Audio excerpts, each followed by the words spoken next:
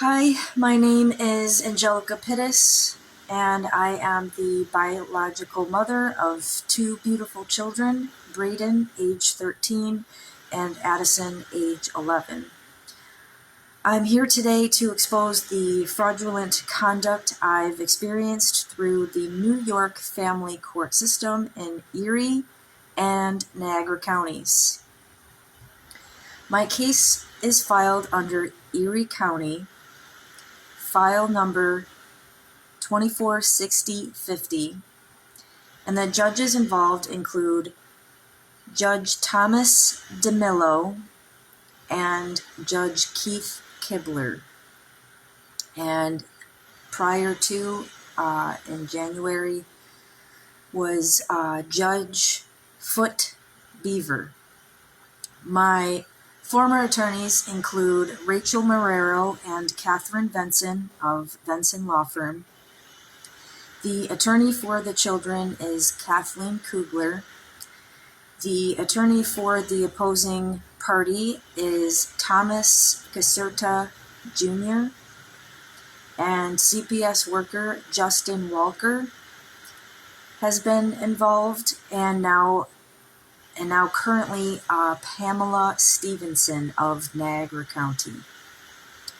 On January 2nd, 2025, a hearing took place that I was never informed of.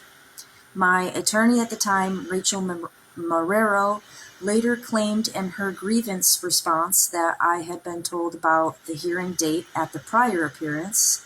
That is completely false. She also failed to attend our scheduled legal meeting.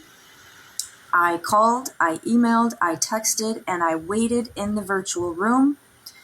In her grievance response, she claimed her daughter was sick and that she tried to attend from her phone, yet she falsely told the court that I failed to appear and withdrew by blaming my disregard for her vacation time. That was not even mentioned in her motion to withdraw, and it was a misrepresentation of my efforts to seek legal help and protect my children. Then, on March 28th, 2025, Judge Thomas DeMillo issued a temporary custody order, residential custody order, without a proper evidentiary hearing, without proper notice, and with no attorney present to represent me on my daughter's birthday. The custody of my children was illegally transferred to their father, Adam White, the non-custodial parent, who has a long history of instability, drug use, and violence. When law enforcement and a marshal came to serve me the order on my daughter's birthday, my partner and I lawfully rejected it and informed them that it was issued in violation of the 14th Amendment due process rights and my custodial rights, and they agreed it would be unconstitutional to serve it. By federal law, this activated the Supremacy Clause, rendering the March 28th order null and unenforceable. Since then, I've filed an objection to the order, an emergency motion to vacate, dismiss, and stay the order, a family offense petition, an enforcement of custody petition with order to show cause, and a motion to adjudge the respondent in violation of the temporary order of protection with an order to show cause pro se.